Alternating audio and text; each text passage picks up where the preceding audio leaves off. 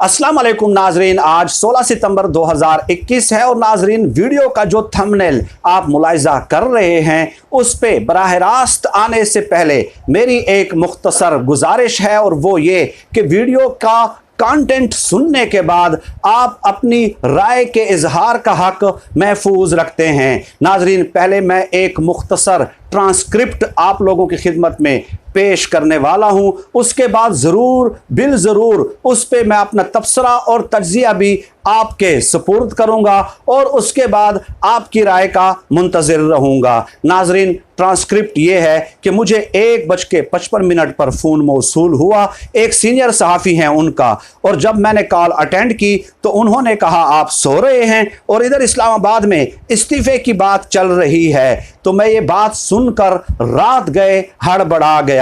तो ये खबर चल रही है कि कल रावलपिंडी से 3 जनरल्स निकले, जिनमें जनरल फैज़ हमीद साहब, जनरल अजहर अब्बास साहब और जनरल वकास साहब शामिल हैं। ये तीनों निकलने के बाद सीधा बनी गाला गए, इमरान खान साहब से मुलाकात की और उनसे कहा कि जनाब, हम तीनों कोलीग्स का ख्याल है कि आपको कुछ दिनों के लिए छुट्टी पे चले जाना चाहिए। वज़ीर आज़म इमरान खान साहब ये बात सुनकर हैरान और परेशान रह गए और उनसे सवाल पूछा कि क्यों। तो इन कोलीग्स ने कहा कि हमारा ख्याल है, हम तमाम कोलीग्स का ये ख्याल है कि आप आजकल बहुत ज़्यादा स्ट्रेस में हैं, काम का बर्डन ज़्यादा है, इसलिए आपको कुछ दिनों के लिए छुट्टी पे चले जाना चाहिए। खैर, वो ये बात कहकर चले गए और उसके बाद इमरान खान साहब ने अपने दस्ते रास को फ़ोन किया, जहांगीर खान तरीन को, और उनसे कहा कि ऐसी कोई बातें हुई हैं और ऐसा वाक़या पेश आया है। तो जहांगीर खान तरीन हैरान और परेशान रह गए और उन्होंने कहा कि खान साहब, ये आप क्या कह रहे हैं? आपको कुछ समझ आ रही है कि उनकी इस बात का मतलब क्या है? उनकी इस बात का मतलब ये है कि इमरान खान साहब, आप घर जाएं, बोरिया बिस्तर लपेटें और आप मुस्तकिल रुखसत पे चले जाएं, ये जहांगीर खान तरीन ने कहा।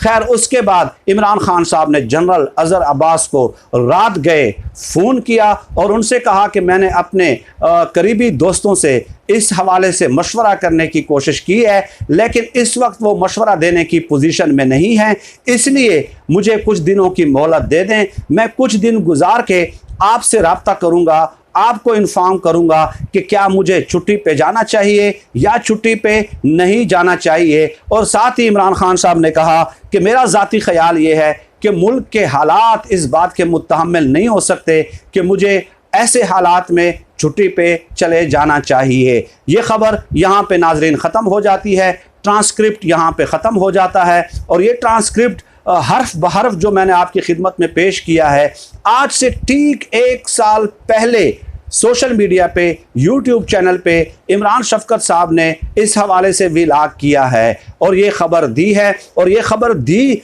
किस रेफरेंस से है आपने मुलाहिजा किया होगा कि मुझे 1:55 पर सीनियर सहाफ़ी की तरफ से कॉल आती है, यानी ये ख़बर फैलाने वाले कौन हैं? सीनियर सहाफ़ी हैं जो इस्लामाबाद में हैं। और मुझे अच्छी तरह याद है कि 1 साल पहले सोशल मीडिया पे इस हवाले से एक दूसरे को मुबारकबादें दी जाती रही हैं। इमरान शफकत साहब ने आगे जाके पूरे 2-3 कहानियाँ सुनाई और आगे जाके ये भी कह दिया कि मेरा तज्जिया ये है कि ये अफवाह है, लेकिन ये ख़बरें मिली किस रेफरेंस से हैं? सीनियर सहाफ़ियों की रेफरेंस से। उन्होंने तो खुद अपने तज्जिए में, तबसरे में तरदीद तो कर दी, लेकिन पूरी कहानी भी सुना दी। सोशल मीडिया पे एक पूरी कैंपेन भी चली। अब नाजरीन, इस खबर को आप कनेक्ट करें जो हुकूमत PMDA Pakistan media development authority bill लाने जा रही है। आप अंदाज़ा लगाएं कि इस किस्म की खबरों पे दर्जनों व्लॉग्स किए गए और सोशल मीडिया पे बाकायदा ट्रेंड्स बनाए गए।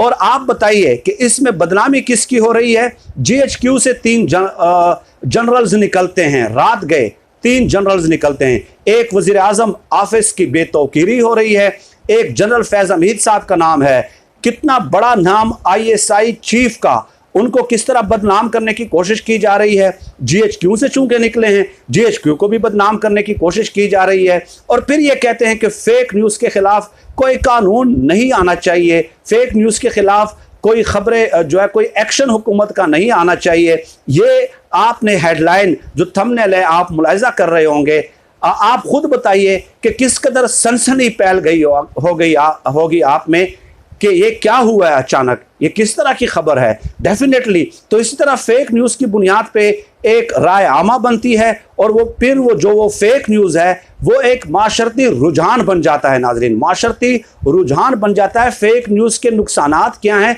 उस पर तो बाकायदा किताबें लिखी गई हैं। आपने जो डैमेज करना होता है, आपने जो ब्रेन स्टॉर्मिंग करनी होती है रियासती इदारों के खिलाफ, आप वो करने में कामयाब हो जाते हैं। उसके बाद बेशक आप 2-3-4 दिन बाद उसकी तरदीदें करते रहें, ठीक है। और ज़राए के हवाले से ये खबर आई है, सीनियर सहाफ़ियों ने यह खबर ब्रेक की है और डेफिनेटली ये खबरें उन दिनों 1 साल पहले गर्दिश भी करती रही हैं। इसलिए मेरा मौक़िफ़ यह है नाजरीन कि इन सहाफ़ियों का ये गरीदा फ़ारूकी, अबसार आलम, यामिद मीर साहब, ये तमाम शरीफ ख़ानदान के हिमायती नहीं है क्या ये उनके हक़ में तबसरे और तज्ज़िये नहीं करते? तो फेक न्यूज़ और मीडिया की आज़ादी और आज़ादी इजहार राय ये इनका मसला ही नहीं है भाई।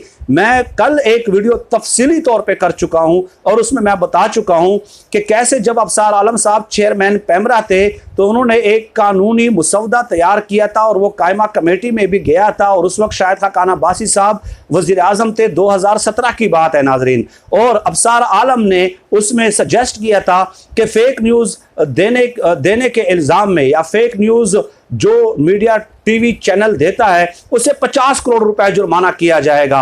अब यही अबसार आलम जो है ना उस एहतजाजी धरने में, सहाफ़ियों के एहतजाजी धरने में जो पार्लियामेंट हाउस के सामने था उसमें मौजूद थे।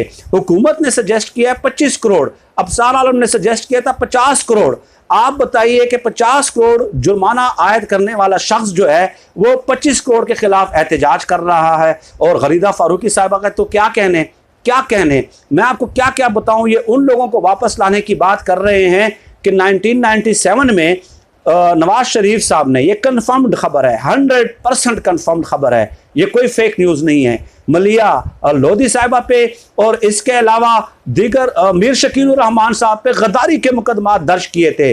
जंग न्यूज़ पे गद्दारी का मुकदमा दर्ज किया था। नवाज शरीफ साहब ने नजम सेठी को इंटेलिजेंस ब्यूरो के जरिए उठवा लिया था और उन पे भी गद्दारी के मुकदमा दर्ज कर लिए थे। ये तफसीलात पूरी मैं आपको बता चुका हूँ। छापे मारे थे अखबारात के दफ्तर पे। पहले दौरे हुकूमत में जब ये आए थे तो उन्होंने फौरन अखबारात के साथ जंग शुरू कर दी थी, बाकायदा उनके ऊपर छापे मारे गए, उनके दफातर बंद किए गए।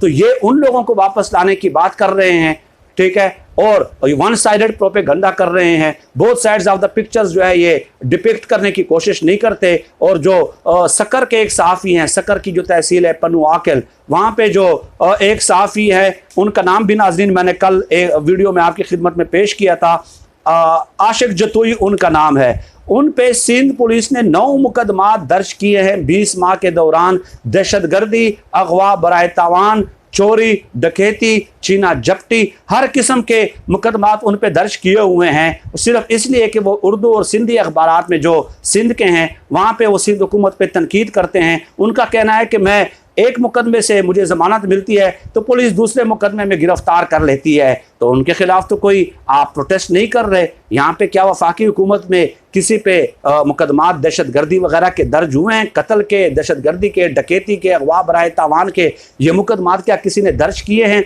तो बहरहाल फेक न्यूज़ के हवाले से कानून साजी होनी चाहिए। ये एक एग्जाम्पल थी, एक ग्लिम्प्स था जो मैंने आपकी खिदमत में पेश किया, जिसमें 3 बड़े रियासती पोजीशंस को, हाई प्रोमिनेंट पोजीशंस को, 3 रियासती इदारों को मलायन करने की कोशिश की जा रही है और उस पर कोई माफ़ी भी नहीं है। और इस खबर के हवाले से जो थंबनेल आप देख रहे हैं, बाकायदा सोशल मीडिया पे ट्रेंड्स चलते हैं, दर्जनों वीलॉग्स होते हैं, एक दूसरे को मुबारकबाद दी जाती है और सोशल मीडिया पे ही एक दूसरे को मिठाई और रसगुल्ले खिलाए जाते हैं। ये फिल वक्त नाज़रीन इस वीडियो में इन्हीं गुजारिशात पे मैं इत्तेफाक करता हूँ। बहुत सारे पहलू थे लेकिन वीडियो का दौरानिया डेफिनेटली तवील हो जाता है। किसी और नशिस्त में इंशाअल्लाह ताला इस हवाले से नशिस्त का एहतमाम होता रहेगा। फिल वक्त इतना ही। पाकिस्तान जिंदाबाद। अल्लाह हाफिज़।